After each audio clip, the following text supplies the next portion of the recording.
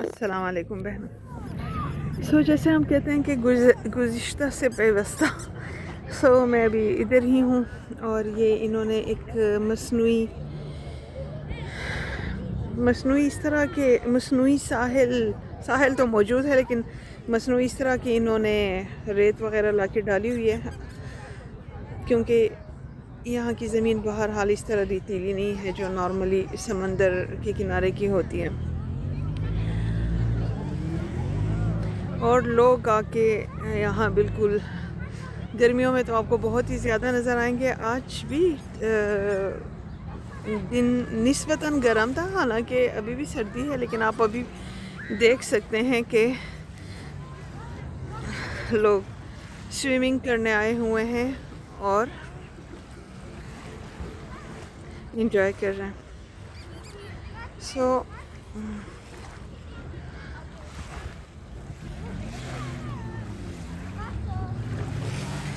ہاں، تو میں آپ کو کہانی سنا رہی تھی. تو ہم ڈنر کے بعد واپس آ رہے تھے، ساتھ ساتھ آپ ذرا یہ لہروں کی آواز دیکھیں. ڈنر سے واپس آ رہے تھے تو دیکھا ایک یہاں قریب ہی ایک بینک ہے، اس کے پاس 4-5 بینچ ہوتے ہیں جہاں دن میں اکثر مجھے نظر آتا تھا ایک بوڑھی خاتون ہوتی ہیں اور ایک ینگ لڑکا ہوتا ہے، کبھی نہیں ہوتا ان کے ساتھ، اور 2 ان کے ساتھ کتے ہوتے ہیں، اور وہ کبھی بیٹھے ہوتے ہیں کبھی لیٹے ہوتے ہیں، لیکن اتنی زیادہ صحیح باتیں توجہ نہیں دی تھی. تو خاتون نے ہاتھ کے اشارے سے بلایا.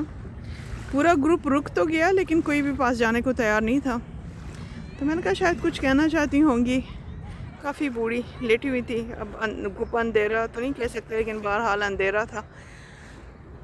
اور جب میں پاس گئی تو مجھے کہتی ہے کہ کیا تم میرے اوپر ایک کمبل صحیح کر دو گی؟ بہت زیادہ سردی تھی اور بوڑھی خاتون تھی، ظاہر ہے پیاری سی، خود کو صحیح سمیٹا ہوا تھا اس نے، لیکن ان کی ایک ٹانگ نظر آ رہی تھی. اور چونکہ شدید سردی ہوتی ہے تو بلا مبالغہ اس نے 5-6 مختلف قسم کے موٹے باریک کمبل اپنے اوپر ڈالے ہوئے تھے. میسی سی ان کی لک تھی، ظاہر ہے آپ ہوم لیس ہو اس طرح. تو میں نے جب ان کی ٹانگ کو صحیح کور کیا، ان کے اوپر وہ کیا، کہتی ہے میرا بیٹا سویا ہوا ہے، میں اس کو جگانا نہیں چاہتی. شاید ڈرگ ایڈکٹ تھا، اللہ بہتر جانتا ہے. تو جب میں ان کے پاس سے آنے لگی تو کہتی ہیں کہ کیا تم جیو ہو؟ تو میں نے کہا نہیں، میں جوش تو نہیں ہوں، میں مسلم ہوں. میں پاکستان سے. کہتی ہے کہاں سے ہوں؟ میں نے کہا پاکستان سے ہوں. کہتی ہے پاکستان تو بہت پیارا ملک ہے، لیکن زندگی بہت سخت ہے وہاں پہ، اور بطور خاص عورتوں کے لیے بہت سخت ہے. تو میں نے کہا آپ کیسے جانتی ہیں؟ تو کہتی ہیں کہ پڑھتی رہی ہوں میں، اور باتوں سے وہ ایجوکیٹڈ لگ رہی تھیں. بہرحال گروپ میرا انتظار نہیں کر سکتا تھا، انہوں نے پیچھے سے آوازیں دی مجھے، لیکن میں ان کو چھوڑ کے آ گئی. حالانکہ وہ بات کرنا چاہ رہی تھی. یہاں کے بوڑھے لوگوں کے پاس اگر آپ تھوڑا سا کھڑے ہو جائیں نا تو یہ بڑے تنہائی کا شکار ہوتے ہیں، یہ بات کرنا چاہتے ہیں آپ سے. اگلے دن کلاس میں نے ڈسکس کیا، اور ساتھ ایک کلاس فیلو تھیں. تو میں نے اسے کہا کہ مجھے بڑا افسوس ہے کہ جنیوا جیسی سٹی میں بھی ہوم لیس ہیں اور وہ اتنا سفر کر رہے ہیں. کہتی ہیں بڑا اس نے روڈلی جواب دیا، اور کہتی ہے کہ اس ملک میں اگر کوئی غریب ہے یا اسٹرگل کر رہا ہے تو یہ اس کی اپنی غلطی ہے، کیونکہ اس نے وقت پہ کوشش نہیں کی اپنے آپ کو بہتر بنانے کی. اور کیا تمہارے ملک میں غریب نہیں ہوتے؟ تمہارے ملک میں ہوم لیس نہیں ہوتے؟ اس کو بہت برا لگا. میں نے کہا میرے ملک میں تو بہت غربت ہے، بہت ہوم لیس ہیں، سب کچھ ہے، لیکن اس حد تک کی یہاں کی غربت مختلف ہے. ہم بھی اسلام آباد میں دیکھتے ہیں مزدوری کے لیے آئے ہوئے لڑکے باہر سوئے ہوئے ہوتے ہیں فٹ پاتھ پہ. بہت دفعہ میں نے دیکھا، اگر آپ صبح سویرے ٹریول کرتے ہو نا تو وہ پھٹنے کے ٹائم سے پہلے ہی اٹھ رہے ہوتے ہیں. آدھی رات کو آپ اسلام آباد میں نکلیں تو فٹ پاتھ میں جو گرین ایریاز ہوتے ہیں، گرین بیلٹس، اس پہ کے اوپر سوئے ہوتے ہیں. لیکن میں نے کہا پاکستان اور سوئٹزرلینڈ کا تو کوئی مقابلہ نہیں ہے، ہم تو غریب ملک ہیں، ہماری حکومت اتنی پولیٹیکل ٹرمائلس رہتے ہیں، سچویشن اتنی اچھی نہیں رہتی، وسائل تمام چیزیں، ہم اتنے ترقی یافتہ نہیں ہیں، لیکن آپ لوگ تو بہت ترقی یافتہ ہوں. تو تب مجھے افسوس ہوا تھا اور مجھے اپنے ملک پہ بڑا پیار بھی آیا تھا.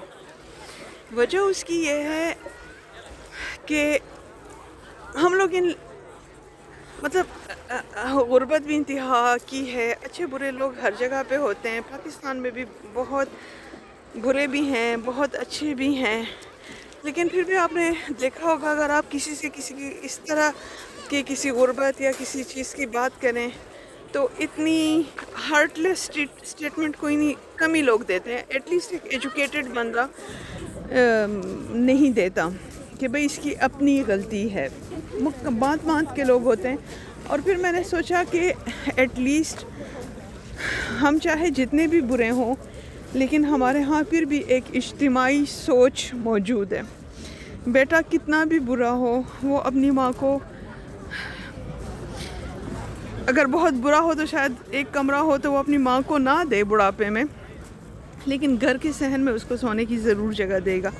بہرحال یہ بڑی لمبی ڈیبیٹ ہے، لیکن کہنے کا مقصد یہ ہے کہ ہر چمکتی ہوئی چیز سونا نہیں ہے، اور صرف کسی ملک کا دولت مند ہونا، خوبصورت ہونا، سسٹمز کا بہت مضبوط ہونا اس بات کی گارنٹی بالکل بھی نہیں ہے کہ وہاں ہر کسی کی زندگی ایسی ہے جیسے وہ ایک جنت میں رہ رہا ہو. ہمیں نہیں بھولنا چاہیے کہ ہم انسان ہیں، ہم مقابلہ کریں گے، مقابلہ ان اے سینس کہ کمپیریزن دو چیزوں میں. ہم جب یہاں ہوں گے تو ہم یہاں کی سہولتوں کا بہت دفعہ ذکر کریں گے اور اس کو دیکھیں گے کہ وہ کیسے پاکستان سے بہتر ہیں. لیکن ہر تصویر کے دو رخ ہوتے ہیں. پاکستان بہت پیارا بھی ہے اور پاکستان میں بہت مسئلے بھی ہیں، سوئٹزرلینڈ بہت پیارا بھی ہے اور سوئٹزرلینڈ میں بہت مسئلے بھی ہیں. بہرحال بہت سنجیدہ بات ہو گئی. اب سورج کو دیکھیں اور ساتھ میں یودو کو دیکھیں،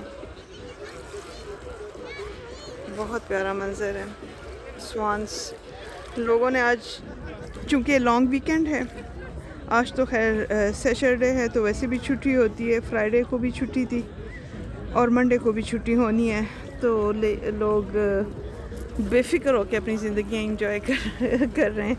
ایسے دن تو یہ خدا سے مانگتے ہیں. یہ دیکھیں دو ہنسوں کا جوڑا پیارا سا.